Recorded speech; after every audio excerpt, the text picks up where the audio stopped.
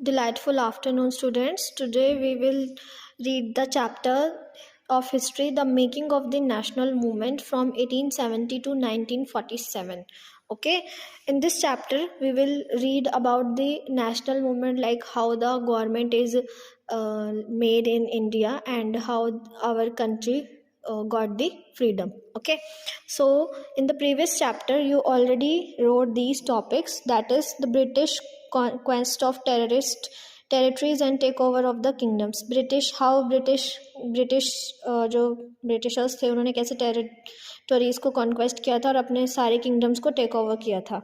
Introduction of new laws, क्या new laws और administrative institutions उन्होंने चेंज किए थे, जो इंट्रोड्यूस किए थे इंडिया के अंदर.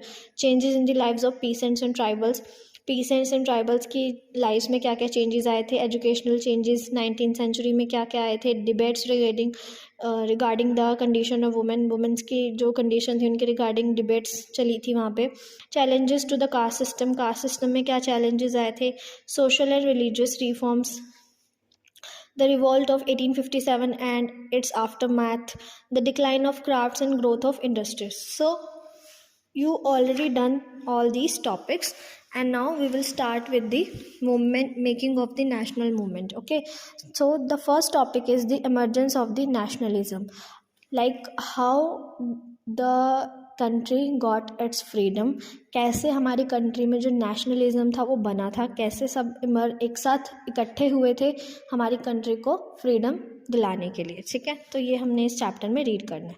The above mention developments lead to people to ask a crucial question. जितनी भी ये डेवलपमेंट्स हो रही थी इंडिया के अंदर, इन सब की वजह से जो लोगों के अंदर एक क्वेश्चन आ गया था कि what is this country of India, ये कंट्री इंडिया क्या है और ये किसके लिए बनी है.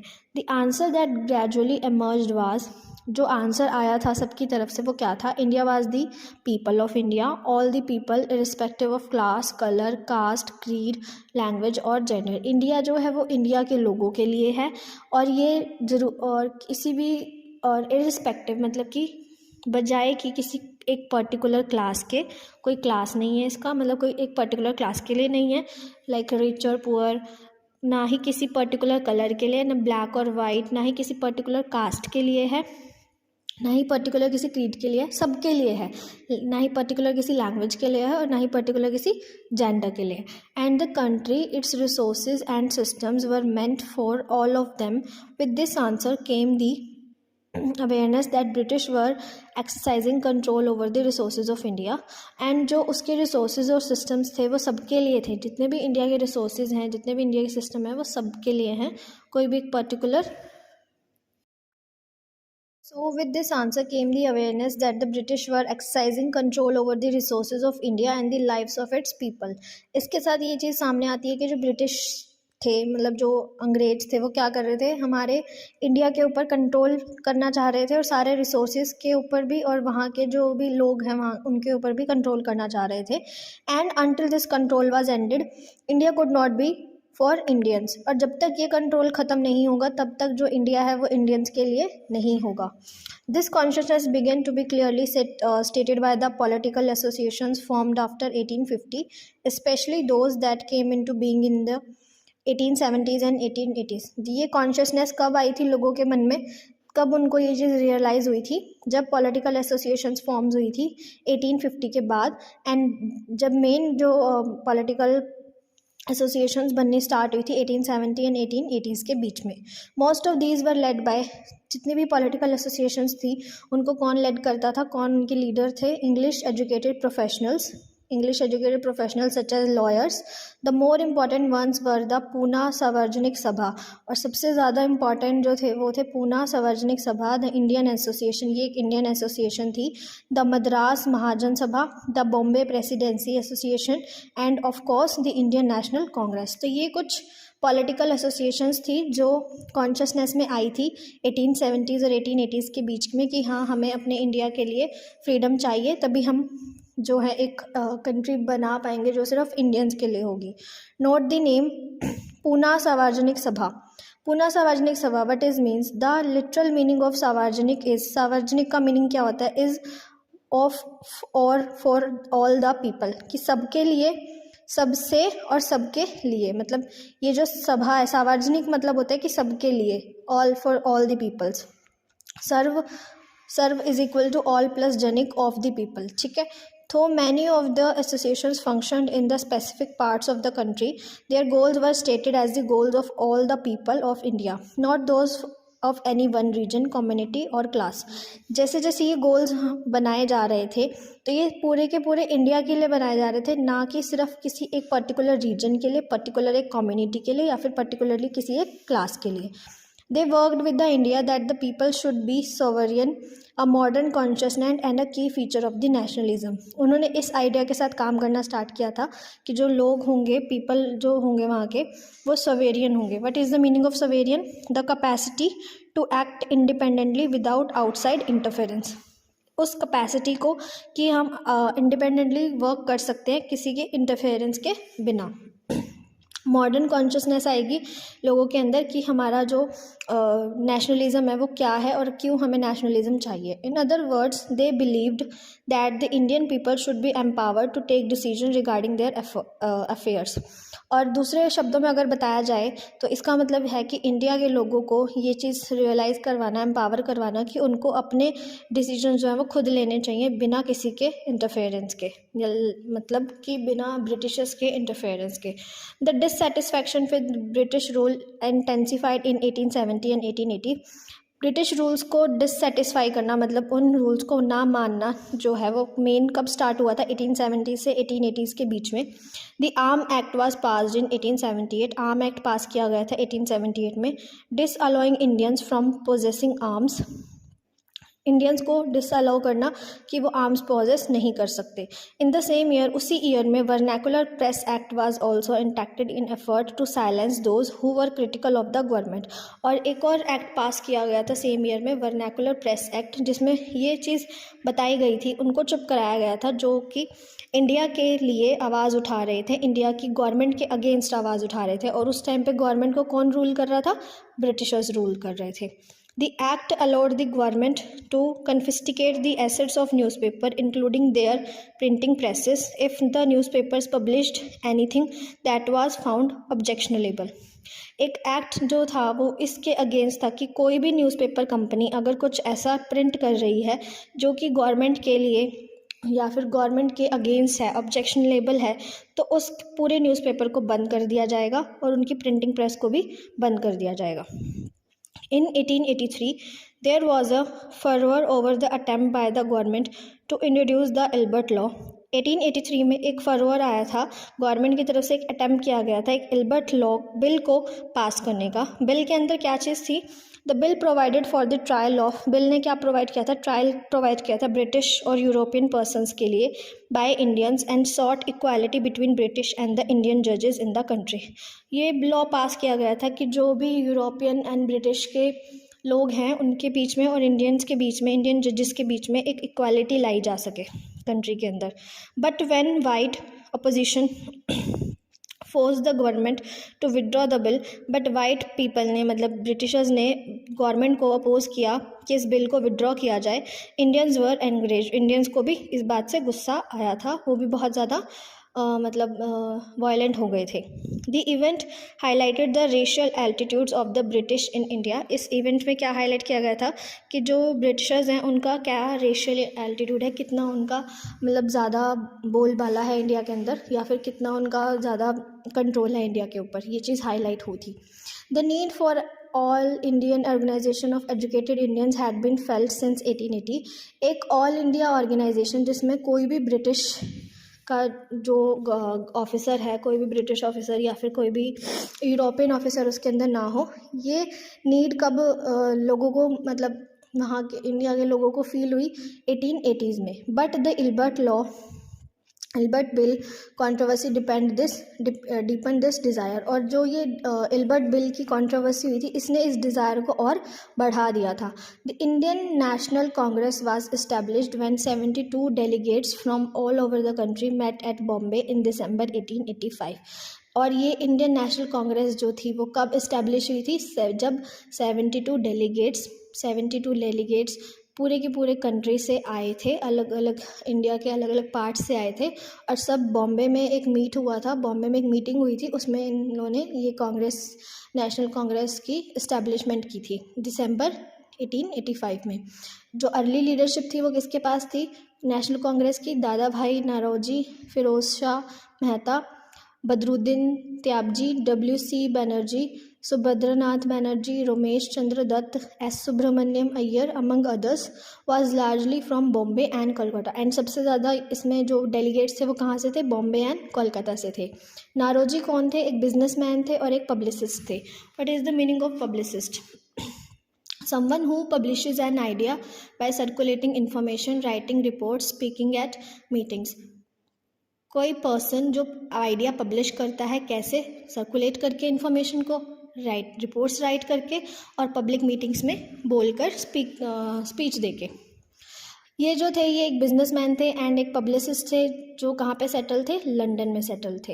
And for a time member of the British parliament, और एक टाइम पे ये ब्रिटिश पार्लियामेंट के मेंबर भी थे। गाइडेड द यंगर नेशनलिस्ट, उन्होंने यंगर नेशनलिस्ट को गाइड किया था।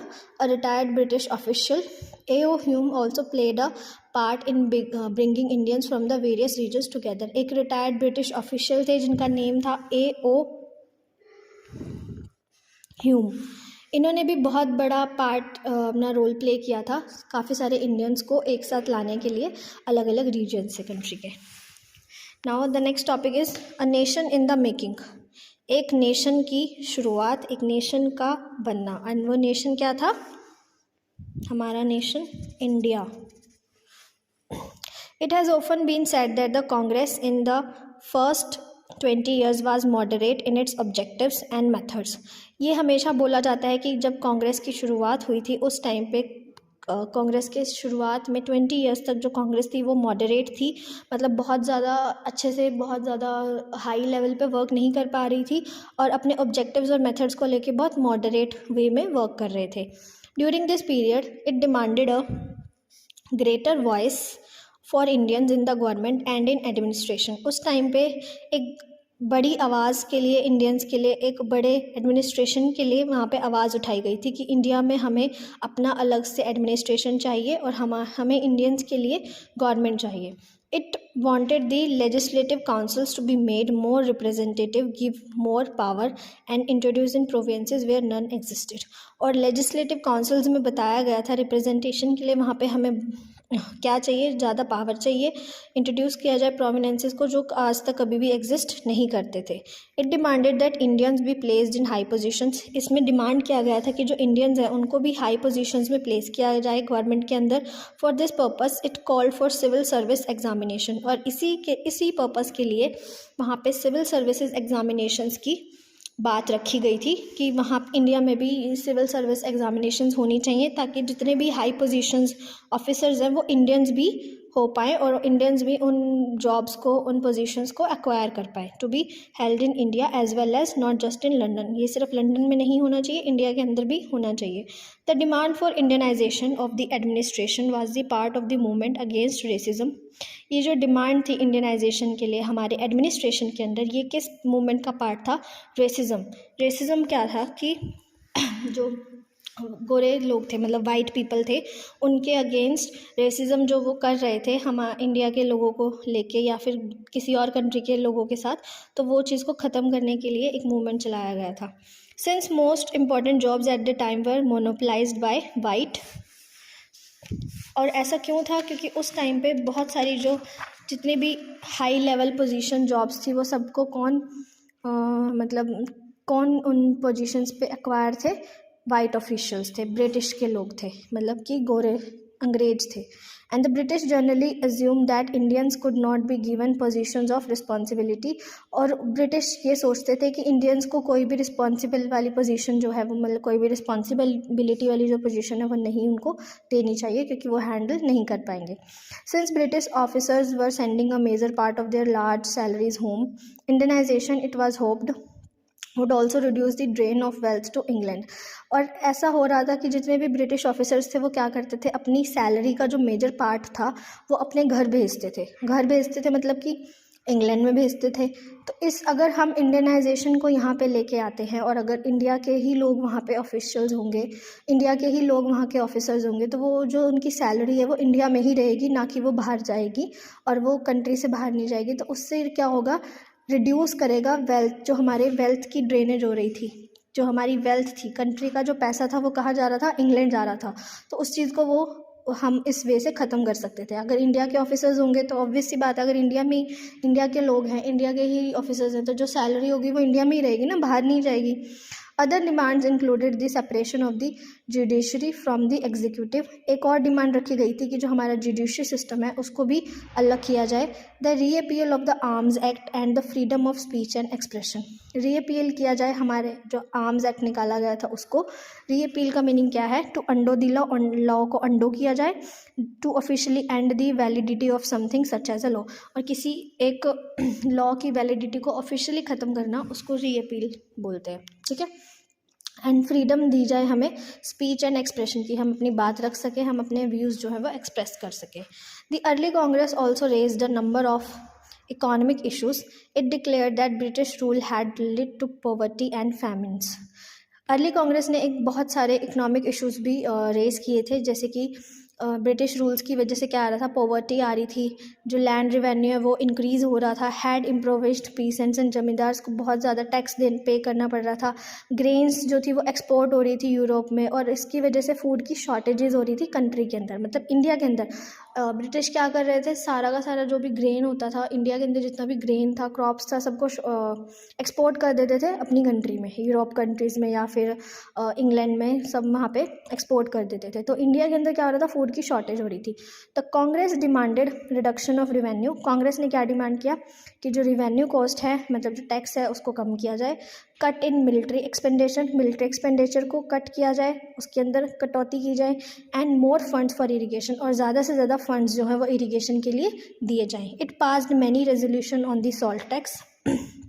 काफ़ी सारे रेजोल्यूशन जो है वो सॉल्ट टैक्स पे भी दिए गए। Treatment of Indian labourers abroad, जो इंडिया की लेबर, मतलब इंडिया से लोगों को लेके जाते थे और बाहर जाके उनसे जो लेबर करवाते थे, उस चीज़ पे भी रोक लगाई जाए। And the sufferings of forest dwellers जो थे, जो भी जंगल में काम कर रहे थे, उनकी सफरिंग्स को ख़त्म किया जाए। Caused by an interfering forest administration, और एक फॉरेस्ट एडमिनिस्ट्रेशन बनाई जाए जो इनकी फॉरेस्ट ड्वेलर्स की सफरिंग को भी ख़त्म करे।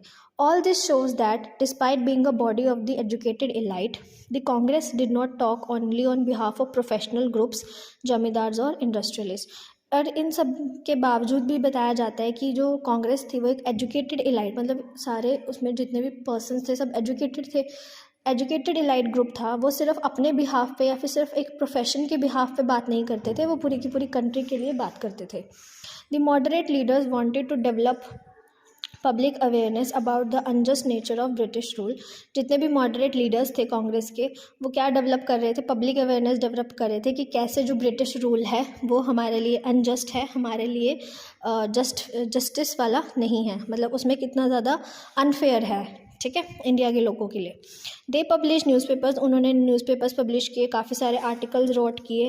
एंड ये चीज़ शो करी कि ब्रिटिश रूल जो है वो कैसे हमारी हमारी इकोनॉमिक ग्रोथ को ख़राब कर रहा है, हमारी इकोनॉमी को, कंट्री की इकोनॉमी को र्यून कर रहा है। They criticized British rule in their speeches and sent representatives to different parts of the country to mobilize public opinion. उन्होंने क्रिटिसाइज़ किया ब्रिटिश के रूल्स को, अपनी स्पीचेस के थ्रू अपने रिप्रेजेंटेटिव्स को अलग अलग पार्ट्स में सेंड किया कि जाओ जाके लोगों को बताओ, लोगों के ओपिनियन जानो कि लोग क्या बताना चाह रहे हैं ब्रिटिश रूल के बारे में।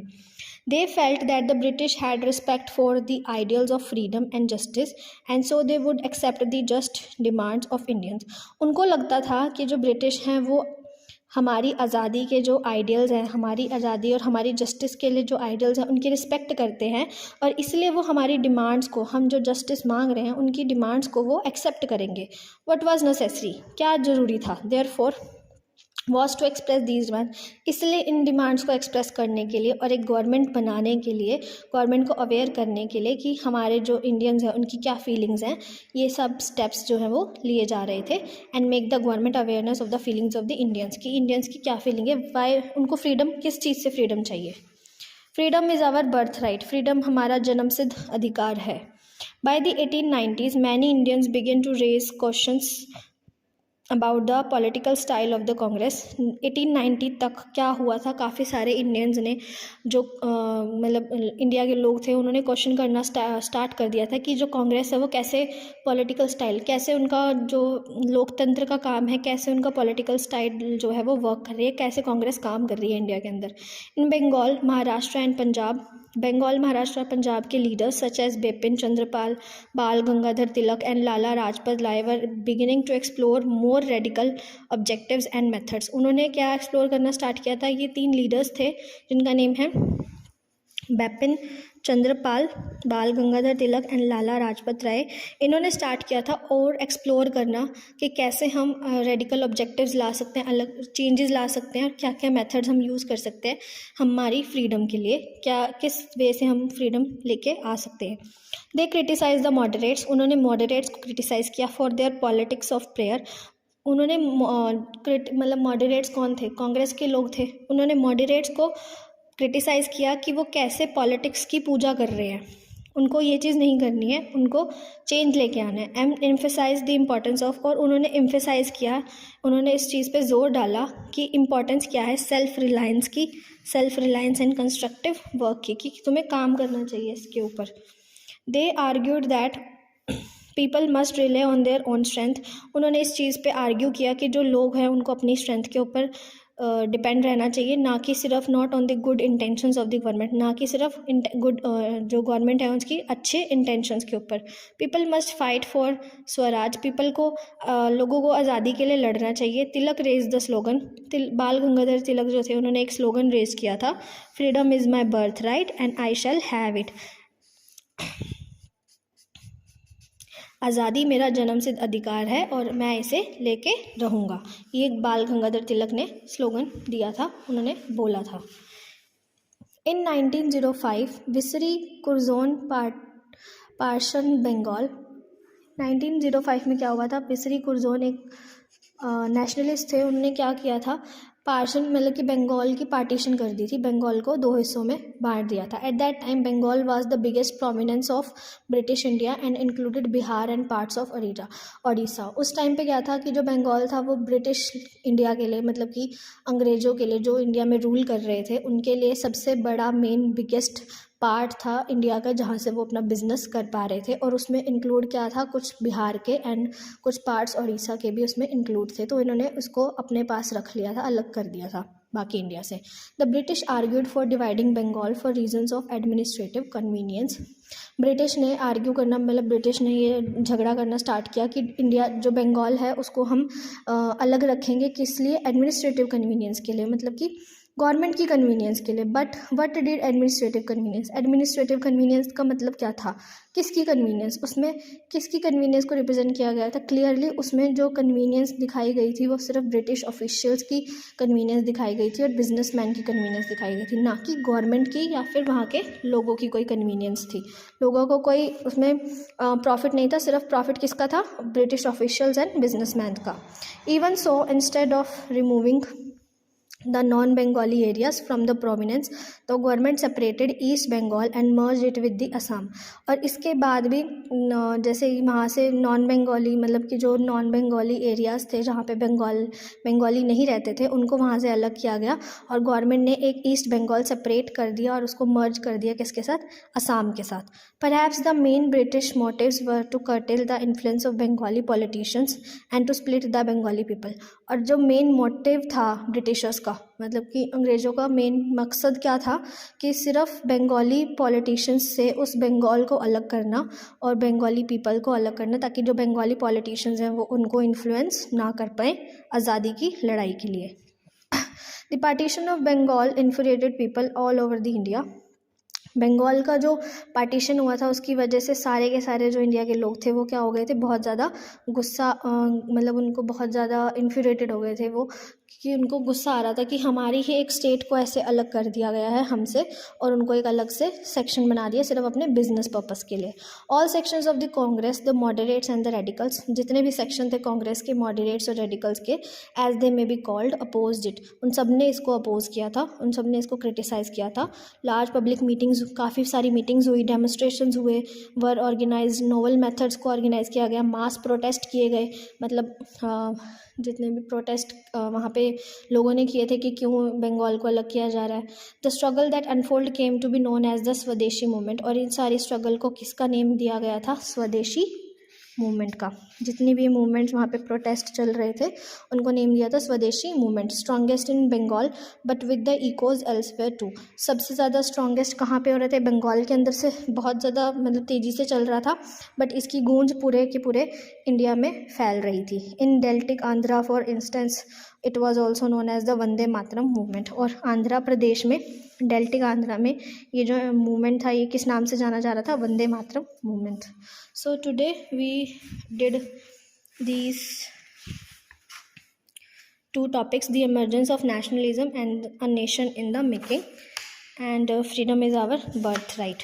Now from tomorrow we will go further and do all next topics. So if you have any doubt you can message me or call me. Okay, thank you students.